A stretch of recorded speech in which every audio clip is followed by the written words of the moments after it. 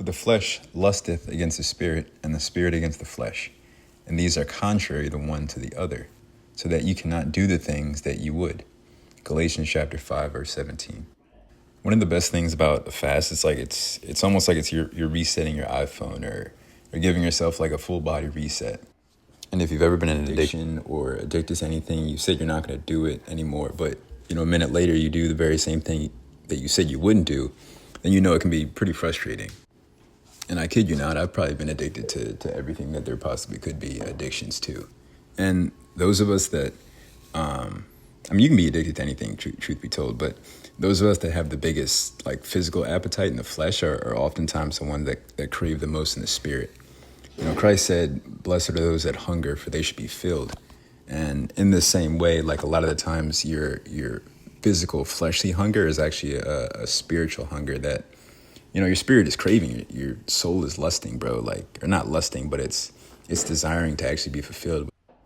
If you were to metaphorically keep feeding the beast, then the beast will keep craving and being hungry. Kind of like when a dog, if you have a dog and, a dog barks and nags you for a treat, and he looks at you with his puppy eyes, and if you keep giving in and every time you give in, then he'll know that anytime he barks or gives you those eyes, you're going to give him a treat, then he won't stop, But you have to you have to deny it. You have to show him hey, I'm not feeding this. I'm not giving into this. And even if that craving doesn't go away, even if your flesh is going to be your flesh always, that's always going to be a battle day to day, day in and day out. But even if that craving is still there, at least you'll know how to put it into submission and how to subdue yourself to the point where we walk by the spirit and not by your flesh.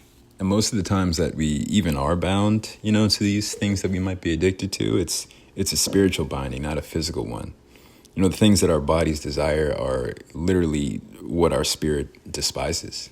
The Most High didn't bring you into this world and call you to be his child just to be stuck smoking or watching the websites or overeating or being a glutton or, fornicating or whatever it may be, whatever you're battling or addicted to. He called us to be conformed into the image of our Christ. And that's one of the best ways to do that is through fasting.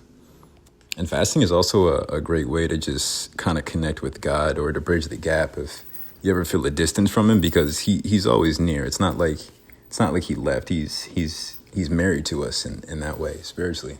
So if you've ever felt distant or this sounds like something that maybe kind of aligns with your life, I really encourage you to fast, because fasting has been so important for my life, and it's been very beneficial in every possible way I can imagine. So get a fast.